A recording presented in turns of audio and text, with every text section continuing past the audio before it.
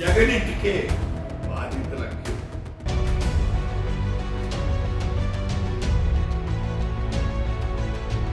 కూటమి ఎక్కడ ఫెయిల్ అవుతుంది, ఎక్కడ పోగొట్టుకున్నామో అక్కడే వెతుక్కోవాలంటారు కదా.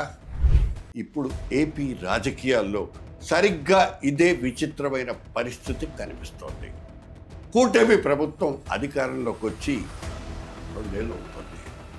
అప్పుడే తాడేపల్లి ప్యాలెస్ వైపు బాధితుల అడుగులు పడుతున్నాయి. ఇదే పాయింట్ మీద ఒక్క ప్రశ్న: చంద్రబాబు నాయుడు సర్కార్ వైఫల్యాలకు ఇదొక నిదర్శనమా, లేకపోతే మాజీ ముఖ్యమంత్రి వైఎస్ జగన్మోహన్ రెడ్డి తమకు న్యాయం చేస్తారని జనం ఆశించటమా? Typical question. ఎస్, అవును. ఎన్నికల్లో చంద్రబాబు నాయకత్వంలోని కూటమిని భారీ మెజారిటీతో గెలిపించిన ఆ జనమే ఇప్పుడు తమ గోడు వెళ్ళబోసుకోవడానికి మాజీ సీఎం వైఎస్ జగన్మోహన్ రెడ్డిని ఆశ్రయిస్తున్నారు. తమ రొటీన్ సమస్యలు చెప్పుకునే వారు కాదు. ప్రభుత్వ నిర్ణయాల మూలంగా నష్టపోయిన బాధితులు జగన్ నివాసం ముందు క్యూలు కట్టడం ఖచ్చితంగా హైలైట్ అంశమే. కూటమి ప్రభుత్వ పాలనలో తమకు అన్యాయం జరిగిందంటూ పలు వర్గాల ప్రజలు ఆయన్ని ఆశ్రయించి తమ ఆవేదనని పంచుకుంటున్నారు. సూపర్ 6 హడావుడి, స్వర్ణయుగం మాటలు ఎలా ఉన్నా క్షేత్రస్థాయిలో, అదే గ్రౌండ్ లెవెల్లో అసలు రంగులు బయటపడుతున్నాయంటూ సోషల్ మీడియాలో విమర్శలు వెల్లువెత్తుతున్నాయి. మెగా డిఎస్సి నిర్వహించామంటూ విద్యాశాఖ మంత్రి నారా లోకేష్ పీక్ రేంజ్లో పబ్లిసిటీ ఇచ్చుకుంటున్నారు. అధికారంలోకి వచ్చిన తర్వాత గౌరవ ముఖ్యమంత్రి గారు చేసిన తొలి సంతకం మెగా డిఎస్సి. అధ్యక్ష, 5 సంవత్సరాలు ఎక్కడ గత ప్రభుత్వం ఒక్క డిఎస్సి కూడా ఏర్పాటు చేయలేదు అధ్యక్ష.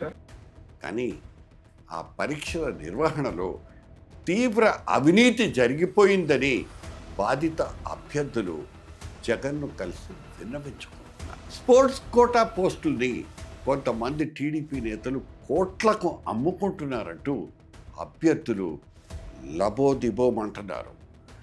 జగన్ దీనిపై సిట్టింగ్ జడ్జితో లేకపోతే సిబిఐ విచారణ డిమాండ్ చేయడమే కాకుండా తాము అధికారంలోకి వచ్చిన వెంటనే బాధితులకు న్యాయం చేస్తామంటూ భరోసా ఇచ్చి పారేశారు. ఇక కీలకమైనటువంటి అంశం, అమరావతి రాజధాని రైతులు వెళ్ళి జగన్ను కలవడం. ఏ రైతులైతే వైసీపీ ప్రభుత్వానికి వ్యతిరేకంగా ఏళ్ల తరబడి ఉద్యమాలు సాగించారో ఇప్పుడు అదే రైతులు తమకు న్యాయం చేయండి మహాప్రభు అంటూ తాడేపల్లి ప్యాలెస్ గడప తొక్కారు. అమరావతి రాజధాని ప్రాంతంలో భూసేకరణకు సంబంధించి తాము ఎదుర్కొంటున్న ఇబ్బందుల్ని రైతులు జగన్ దృష్టికి తీసుకెళ్లారు. బలవంతంగా భూములు లాగేసుకుంటున్నారనేది వాళ్ళ ప్రధానమైనటువంటి ఫిర్యాదు, కంప్లైంట్. అయితే తెలుగుదేశం పార్టీ వర్గాలు మాత్రం రాజధాని రైతులు చాలా స్వచ్ఛందంగానే భూములు ఇచ్చారంటూ ఎప్పట్లాగానే డంకా బజాయిస్తున్నారు. కానీ భూములు సేకరిస్తున్న విధానం, ప్రభుత్వ నిబంధనల వల్ల తాము నష్టపోతున్నామంటూ వాళ్ళు ఆవేదన వ్యక్తం చేశారు. విజయవాడ జోజీనగర్ ఇళ్ల కూల్చివేతకు గురైన బాధితుల్ని జగన్ నేరుగా వెళ్ళి పరామర్శించారు. ఇక పశ్చిమ గోదావరి జిల్లా ఉండి బాధితులకు న్యాయం చేస్తామంటూ హామీ ఇచ్చారు. అక్కడ రొయ్యల చెరువులకు అడ్డంగా ఉన్నాయనే నెపంతో పేదల ఇళ్లను కూల్చివేశారంటూ విజయవాడ రౌండ్ టేబుల్ సమావేశంలో బాధితులు కన్నీళ్లు పెట్టుకున్నారు. ఈ బాధితులు కూడా వైసీపీ నేతల్ని ఆశ్రయించారు. తప్పేమీ లేదు, తమకు న్యాయం చేయాలంటూ కోరుతున్నారు. ప్రభుత్వ నిర్ణయాలు, విధానాల మూలంగానే నష్టపోతున్నామనే వారి మాట ఇలా ఉంటే, పోలీసుల వేధింపులు, రాజకీయ హింసతో అసహనం వ్యక్తం చేస్తున్న వాళ్ళ సంఖ్య పెరుగుతోంది. ఈ కేటగిరీలోకి పల్నాడు, గురజాడ బాధితులు కూడా వస్తారు. ఈ ఏరియాలో అధికార టీడీపీ మద్దతుదారుల దాడులకు గురైన వైసీపీ కార్యకర్తలు, బాధితులు డైరెక్ట్గా చలో తాడపల్లి అంటూ జగన్తో కలుస్తున్నారు.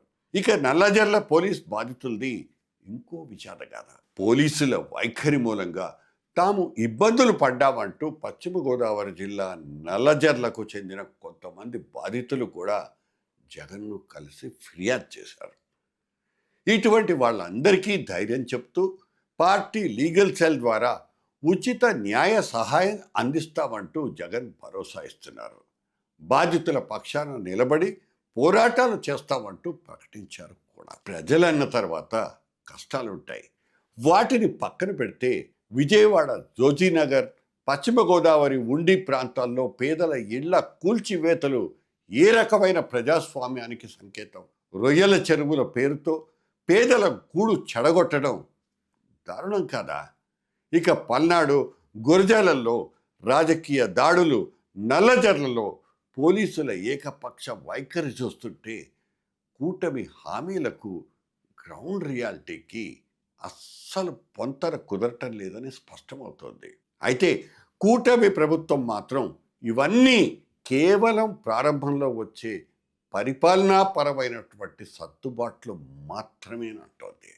వైసీపీ ఎన్నికల్లో ఓటమి తట్టుకోలేక బాధితుల్ని పోగేసి రాజకీయ డ్రామాలు ఆడుతోందన్నది తెలుగుదేశం పార్టీ వాదన. ఇక్కడ ఒక్క మాట చెప్పుకోవాలి, ఒకటే మాట. బాధితులు తమ తరఫున జగన్ పోరాడతారని నమ్ముతున్నారు, న్యాయం జరుగుతుందని ఆశిస్తున్నారు. ఆ బాధితులకు సరైన సమాధానం చెప్పడంలో అధికార పక్షం విఫలమైనప్పుడే కదా ప్రతిపక్ష నాయకుడిని ఆశ్రయించేది. Simple thing. ఇందులో ఎవరిది రాజకీయం, ఎవరిది వైఫల్యం? కావాల్సింది ఈ ప్రశ్నలకు సమాధానాలు కాదు, నాట్ ఆన్సర్స్. బాధితులవని చెప్పుకుంటున్న ఆ అభాగ్యులకు న్యాయం చేస్తామన్న ఒకే ఒక్క మాట. That's it.